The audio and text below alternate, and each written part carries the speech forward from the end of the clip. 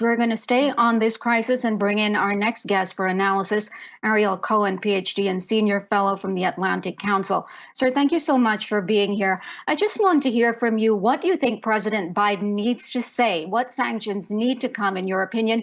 And then why wait so long? I know he signed that executive order. We just heard about that from Jen yesterday, but those were muted compared to what Germany and the EU have instigated, and the UK, as far as sanctions.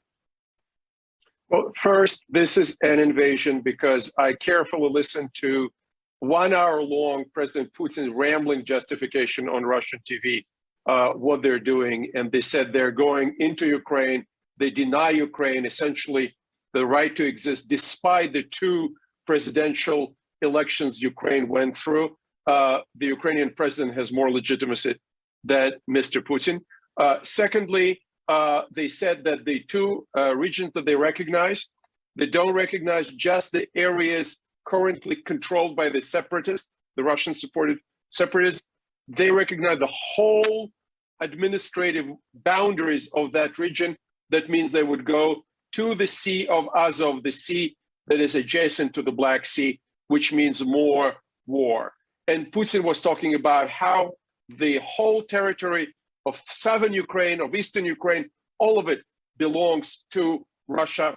And it's very clear to me that they are moving in the direction of expanding the war. They understand that NATO and the United States do not want to fight them in Ukraine. And I understand why. We are coming out of 20 years of nonstop wars, more than 20 years. We do not want another war. And the Russians want to rebuild their Eastern Orthodox Slavic empire. That's Ukraine, Belarus, and Russia, and that's what Putin is doing. Therefore, the sanctions should be strong. They should understand that they will be severely impaired in terms of their economy, in terms of their living standard. So their aircraft industry, their high tech, their oil and gas, all will be subject to severe sanctions, both from the US and Europe. To my surprise, the Germans are going ahead and are suspending the Nord Stream 2 pipeline, and their sanctions against the banks, the sanctions against individuals in the Putin circle, all 351 members of the Russian parliament, the Duma, who voted for this despicable invasion.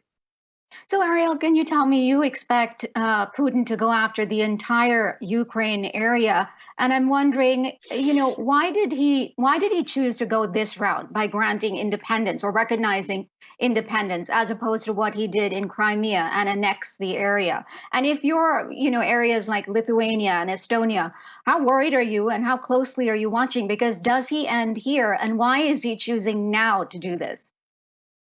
I would say that for now, he chose Ukraine because Ukraine is not a member of North Atlantic Treaty Organization.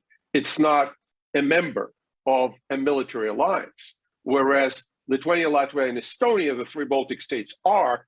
And we will have a much bigger issue at hand if Putin starts presenting territorial claims against these republics. And what he did was unbelievable. He went back 100 years to the creation of the Soviet Union in 1922. We're at 100 years of the creation of the Soviet Union this year. And he tweaked and twisted different arguments, how Ukraine was created supposedly by the Bolsheviks. That is not true. Ukrainian independence was declared right after the February Revolution, before the Bolshevik coup. Yes, some territories were added, some territories were subtracted, but this is immaterial, because what Putin is doing, he is destroying the principle of invincibility of European borders that was recognized by the West and the Soviet Union in 1975 in the Helsinki Agreements. He goes back even to the Yalta Accords of 1945, when Stalin, Roosevelt, and Churchill agreed on borders of Europe. And now Putin is moving in the direction of erasing these borders. This is extremely dangerous. I still don't think that we're moving towards a clash between NATO and the United States and Russia. but the territory of Ukraine all the way to the Dnieper River, I wish I had a map here, all the eastern Ukraine and the capital city, Kiev, or Kyiv in Ukrainian, and the south all the way to Odessa is in play right now, unfortunately. And then I'd like to talk about energy prices because Germany halting certification of Nord Stream 2. What does Russia do in reaction? And is Europe prepared for it? Because 40% of the natural gas that goes to Europe comes from Russia. For the first time, Europe imported more LNG, liquefied natural gas, than piped gas. Most of Europe's gas is coming from Russia. I think with the Nord Stream 2 that now is in play, it would be 50% plus of the German gas would be from Russia. Currently, it's 40%.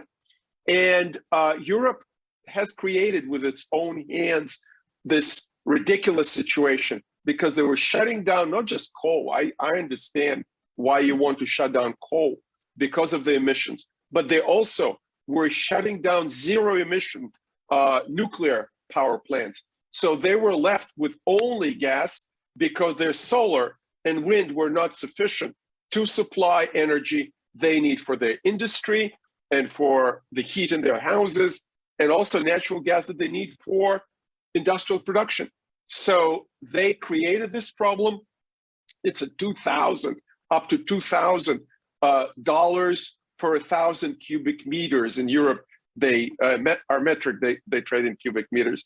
So it's a very high price. And because Russia was squelching the supplies already, they don't have a lot in reserves right now. So one cold spell and Europe will have to either disconnect some of the electricity or slow down industrial production. It is an ugly situation. And they need to think hard and fast what to do. Maybe bring back some of these nuclear stations. Germany is planning to disconnect or disconnecting last year. It's 6 altogether. That's a lot of power. That is a lot of power and a lot of challenges ahead. It's like we're watching a chess game and waiting for the next move. We'll have to leave it there. Ariel Cohen, PhD and Senior Fellow from the Atlantic Council. Thank you so much for your perspective today. Thank you for watching. Please subscribe to get more content like this.